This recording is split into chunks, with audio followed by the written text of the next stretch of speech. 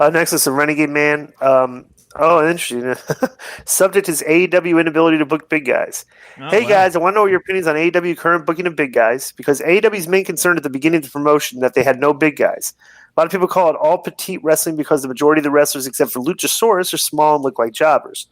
Now they hire big guys such as Wardlow, Lance Archer, Brody Lee, Brian Cage. They seem to book them poorly and kill their momentum. Lance Archer losing to Cody Rhodes killed his momentum. Brody Lee lost to Moxley, same thing. Jake Hager, a legit MMA fighter, losing to John Moxley and Cody Rhodes. Wardlow's debut against Cody Rhodes. I just hope they do justice with Brian Cage and can have him with the AEW Championship from John Moxley. The fact that he gave Cage the FTW belt seems like a slap in the face. Was given as a consolation prize, probably indicating they will give him that belt but will not go over John Moxley. And have him win the real one.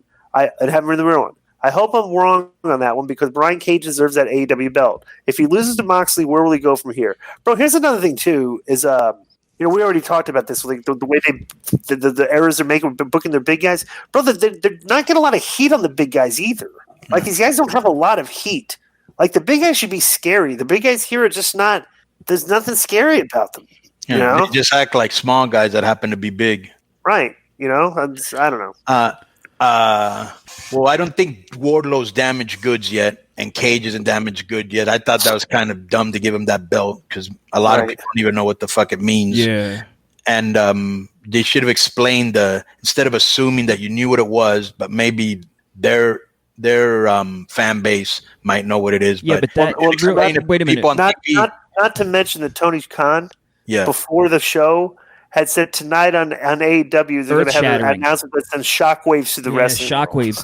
Here's the thing, though. I was a big ECW fan, and to me, that belt was around for like 6 months, and it was like a joke. Like, Taz crowned himself champion because Douglas was out hurt, and so he would carry the belt around, and it was never really defended. It was used as a championship like twice, and it was only used once he laid down and let Sabu pin him to give it to him, and then he turned around and beat Sabu back for it. You can't put some sort of video package and put the belt over somehow. It's in no way a prestigious belt or something like NWA. But you could have made it. But you could have, as a heel, you could have made it seem that way. Yeah. No. Here's the best part.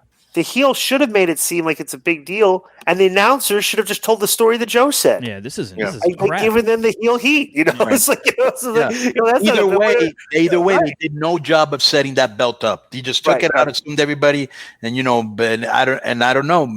I wonder if they're like, here, you have this belt because Moxley's going to win. Yeah, but so now Cage comes in and all matter. You're cutting his legs off again too. You know. Yeah.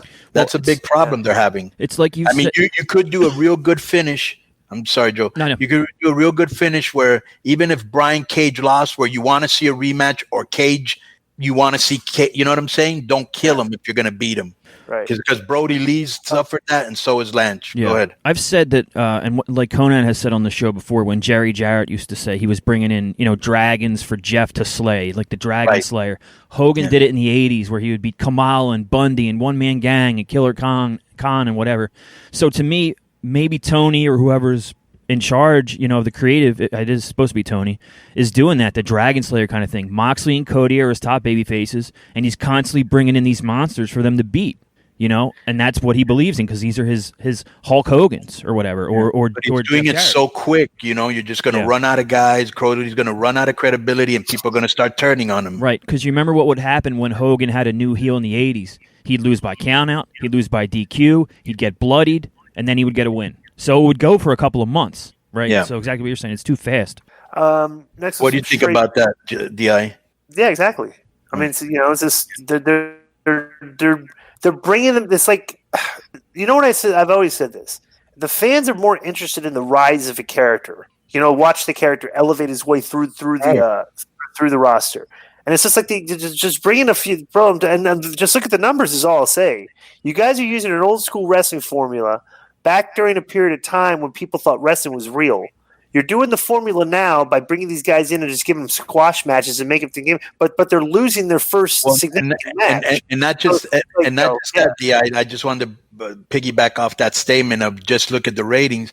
They keep saying, okay, and there is, there's a lot of validity in this. The only rating that really matters is 18 to 49, and we keep beating them.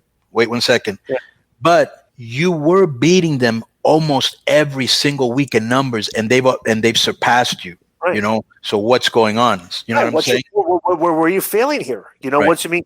And I'm looking at the two shows, and I said this 6 weeks ago. Hey, NXT's doing a lot of investing a lot of time making you care about these characters and stuff and everything, you know. And it's just AEW's not really doing that, you know. Yeah. So, and the one thing we can't forget again is they've only been around for a year, right, or a year and a half.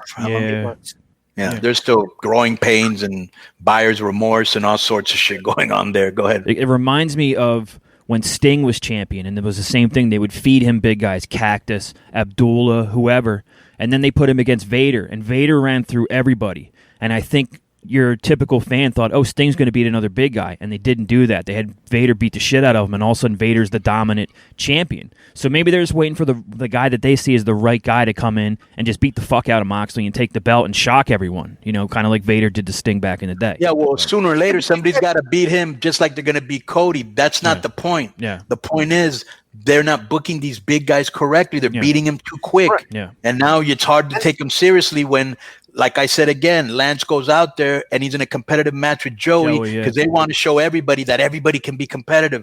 Nobody wants to see that shit every single match, even with jobbers. Every fucking match is competitive. Come on. Yeah, you don't even see that in boxing or UFC, and they're real. So come on. Like the guy who was a Yuri, the light heavyweight on the undercard that just demolished that guy that was the favorite. It's like, you know, it's like the what was the guy Yuri? What's his name? I forgot his name. Guy was like a 2-1 favorite. Yeah, and it just like as soon as the fight started, the other guy was scared. Just like he got him and knocked him out. Like that's what you want, you know? Yeah, right, bro. A clubber.